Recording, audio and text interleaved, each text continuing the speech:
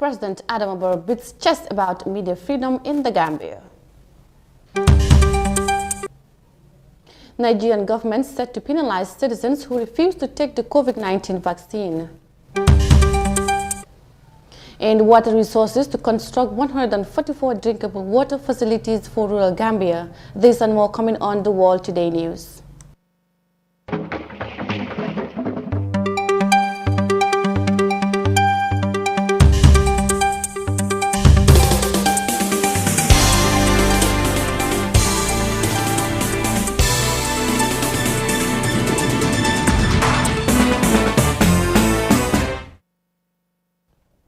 Hello, and this is the World Today newscast with me, Mariama Cham. Thanks for joining us, and now the news in detail.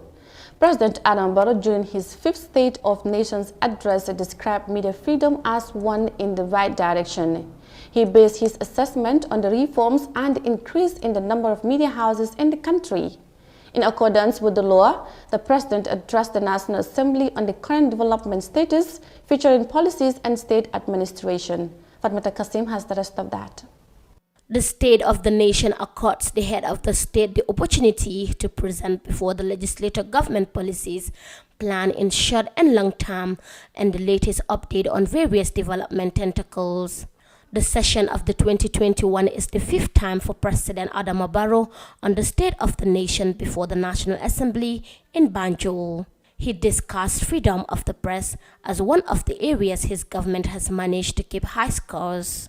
The Gambian constitution guarantees freedom of the press, but this has been under siege, with journalists forced to choose between living in peace or paying for the price of effective journalism in the past. Journalists often face harassment and intimidation, mainly from members of the National Intelligence Agency, which operated under the command of the former president since 1994. The birth of the 2016 coalition government under Barrow opened a window of freedom for the press and freedom of expression in general. The president, who claims the credit for this important change, described the trend as one in the right direction. Madam Speaker, it is delightful to announce that the combined effort to enhance the work of the media and respect media freedoms have earned the Gambia a continuous favorable rating during these 4 years.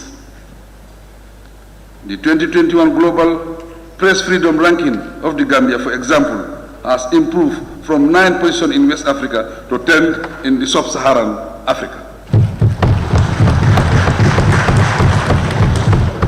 With the new reforms and the increase in the number of media houses in the country, which now stand at 40 radio stations, 6 television stations, and numerous online outlets, it is evident that the Gambia is in the right direction concerning media freedoms. President Barrow emphasized the objective of the Criminal Code Amendment Bill tabled before lawmakers in 2019, noting that its primary target is to repeal all the draconian media law inherited from the former regime.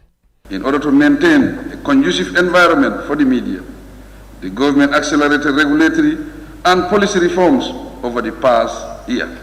I am glad that the Access to Information Bill 2019 has now been enacted into law. We also look forward to the enactment of the ICT Act Amendment Bill 2020 by this August Assembly. The President delved into the matters of cybercrime as the Ministry of Information and Communication Infrastructure is expected to table a bill to address cybercrime, data protection, and privacy. The COVID-19 pandemic has reinforced the need for increased ICT-driven solutions, so much so that the Ministry of Information and Communication Technology has prioritized the rollout of a national technology hub this year. To strengthen cybersecurity and protect the Gambia's cyberspace, Ministry of Information took the initiative to formulate the cyber crime and data protection and privacy bills. The ministry will table both before this August Assembly once they are finalized. Their enactment will equip the Gambia with the requisite laws to fight cybercrime-related offenses. Freedom of expression is a fundamental pillar in any vibrant democracy. The right to be well informed is considered the foundation of a healthy and promising democracy. It is unanimously true that a strong and independent press is necessary to enable and engage citizenry in making informed decisions for the common good. Reporting for iAfrica News, I am Fatoumata Kasim. President Adam Barrow describes media freedom being in the right direction as he based it on media reforms during his government. Now, the Gambian leader still assured that his government will furnish the rural areas with 144 solar-powered pipe water supply systems. These projects coming through the Department of Water Resources are expected to serve the needs of more than 80,000 persons in different communities. Amanda files in this report. The challenge in access to potable drinkable water is characterized by uneven distribution and other constraints in water resources development and management in the country. Research has shown that only around 65% of the Gambia's population has access to safe drinking water. This figure is believed to have been much lower, even in some rural areas where many often rely on unsafe water sources. In response to these complexities, President Adam Barrow assured the Parliament on Thursday of his government's commitment to provide safe and quality drinking water to 400,000 rural residents. To achieve this, through the support of the African Development Bank, AFDB, the Department of Water Resources will construct and install 1,404 solar-powered pipe water supply systems to provide safe and quality drinking water for additional 400,000 rural residents.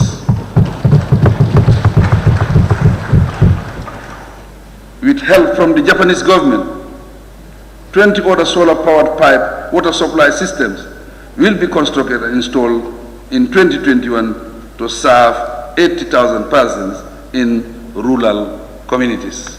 Towards the establishment of a new National Water Resources Management Authority, Mr. Barrow promised to introduce 2 bills to that effect before the National Assembly. On legislative matters, government will introduce 2 bills to this August Assembly for a comprehensive water act and to establish a new National Water Resources Management Authority. The National Water Resources Council Act 22 of 1979 is still the main legal instrument for water resource management in the Gambia.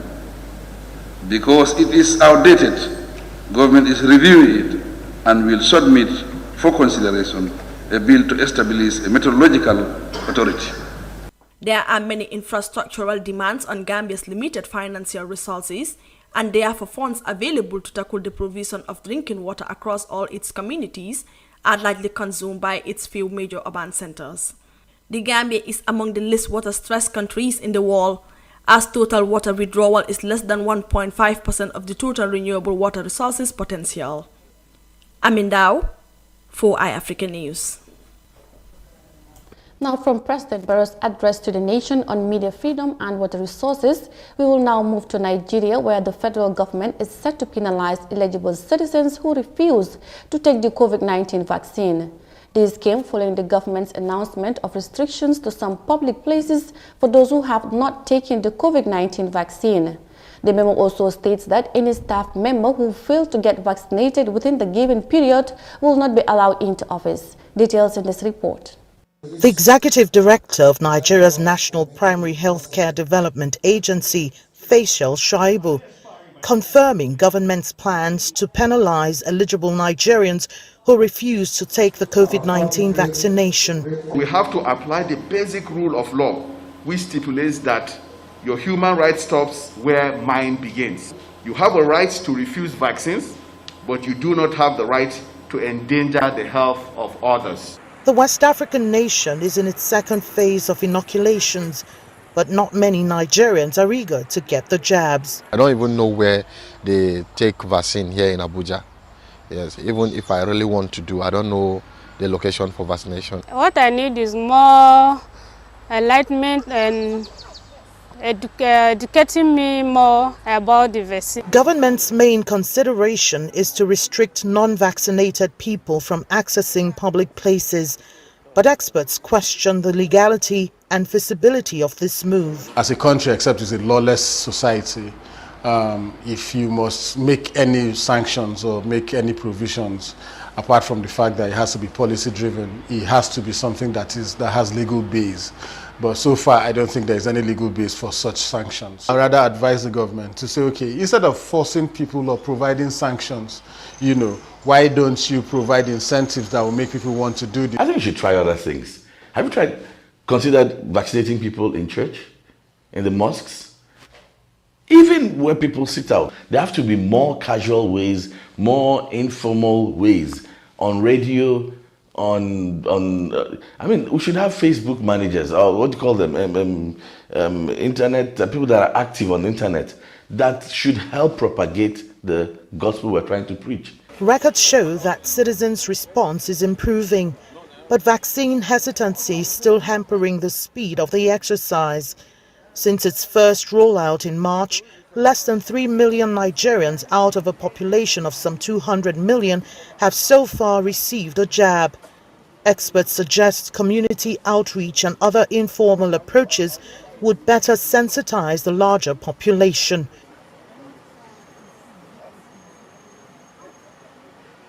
The Federal Republic of Nigeria is set to penalize its citizens who refuse to take the COVID-19 vaccine. Now, 3 months into the rainy season, the car tire business is booming in the small West African country. Drivers stop by car tire shops to change their tires for safety reasons. To know how the business is faring coupled with the rainy season, Usman Jatta gave the opinion of Falu Juve, a car mechanic along the Brikama-Banjul highway, and he now files in this report.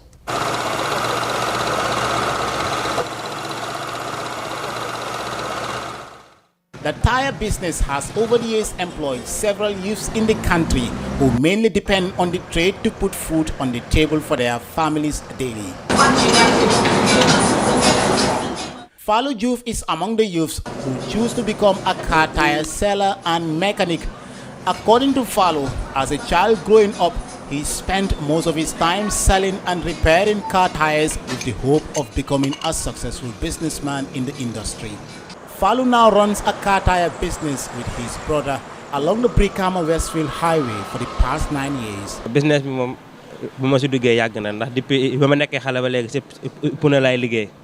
I have been in this business for several years now. The car tire business is the main profession in my family. We normally sell and repair car tires. We opened this shop in 2012, selling and repairing old car tires with new ones. I thank God a lot because this business has really exposed me to the people.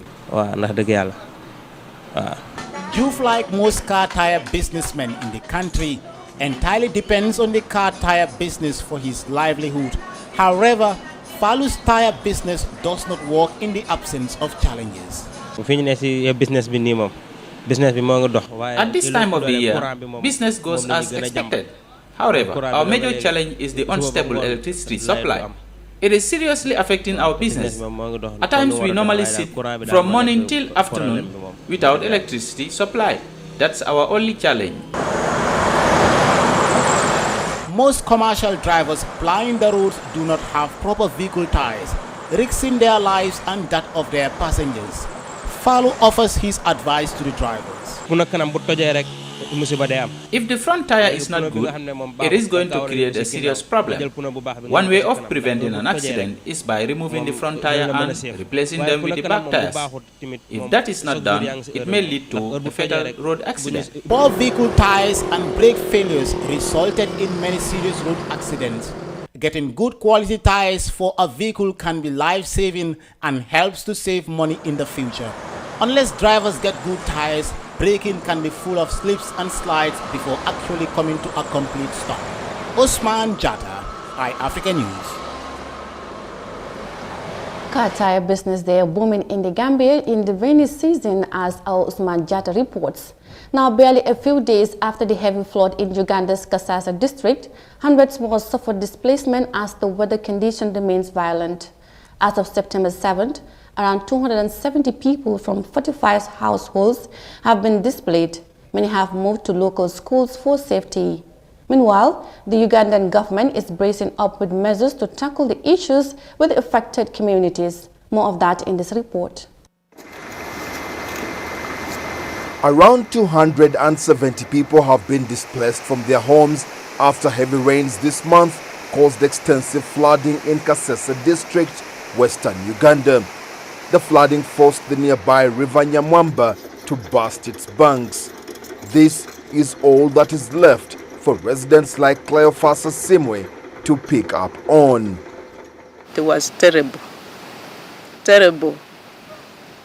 That's why you are seeing all these stones. Here has been houses, they are all swept. Heavy floods are common in this area during the rainy season. The threat has continued to worsen. The clouds are getting darker up the mountain and the rain could pour anytime soon. That is worrying because the water flowing down through this valley washes away anything in its path. The floods have disrupted the food security and supply chain in the region. The Red Cross says humanitarian aid is needed, with evacuees requiring items such as food, medicine, and clean water.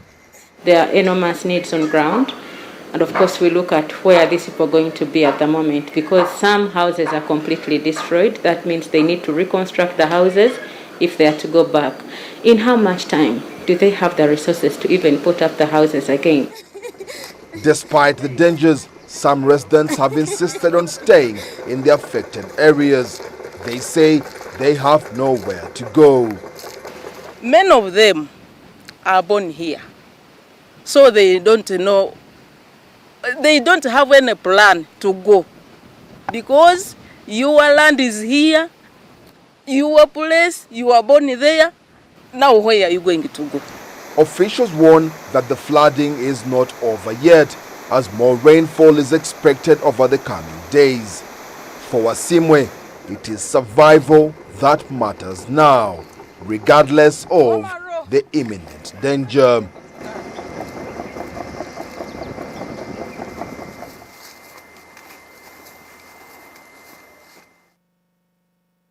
Uganda there witnesses yet another heavy flood leading to displacement of hundreds, while others squat in schools for safety as the weather condition is violent. We will now go with a quick break and we'll be right back with the rest of the news on the wall today. Stay tuned. The locations, the design, the materials used, all the way down to the latest details are few of many things that we focused on when we envisioned the airport residency.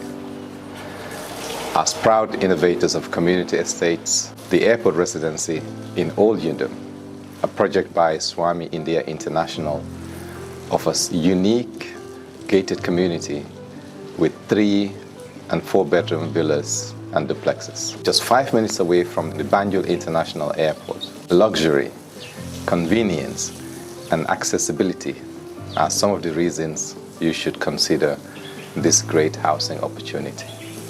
With a clubhouse, a playground, access roads, and parking facilities available for your dream home or a valuable investment, you will find all you need at Airport Residency here in Old Yundum.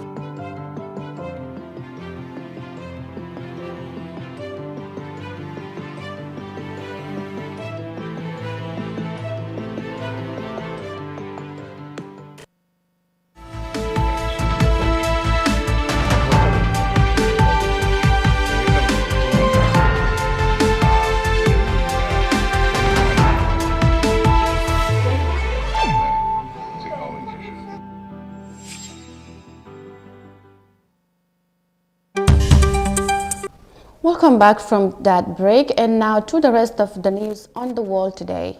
Now, women vendors at the Serekunda market are worried that the recommendations from the TRRC might not be implemented if the APRC-NPP-led coalition wins the upcoming presidential election. The announcement of an alliance between the former ruling party APRC and the Barrow-led NPP has created a lot of friction among citizens, especially the victims of the former regime. Now, the alliance came at a time when the Truth, Reconciliation and Reparations Commission was at the tail end of its mandate. More of that in this report by Awande Sise. alliance came at a time when the Third Reconciliation and Reparations Commission was at the tail end of its mandate and subsequent submission of the final report and recommendations to the President. In the implementation of these recommendations, many see the alliance as a threat that may affect the healing process for alleged victims of human rights violations.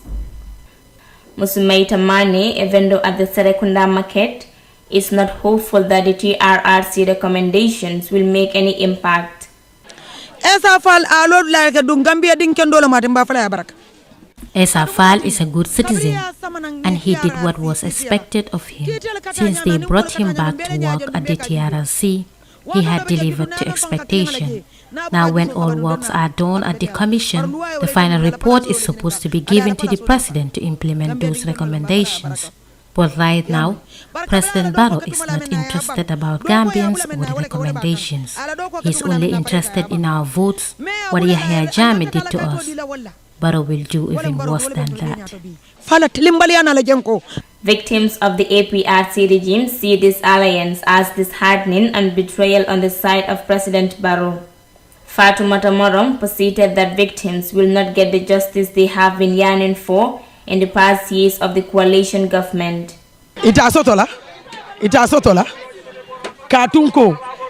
The victims will not get justice because President Adama Barrow should not even allow an alliance with APRC.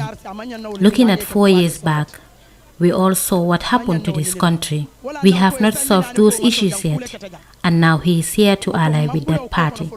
That is not right. Money that was spent on the Commission, even the uneducated know that a huge amount of money was spent on the TRRC. I'm just disappointed with President Barrow.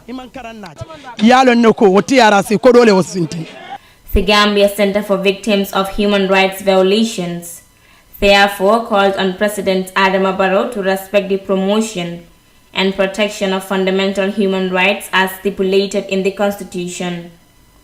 With or without his coalition with the former ruling party, the center dream of a government that will render all the efforts made by the TRRC. Reporting for iAfrica News, I am Desise.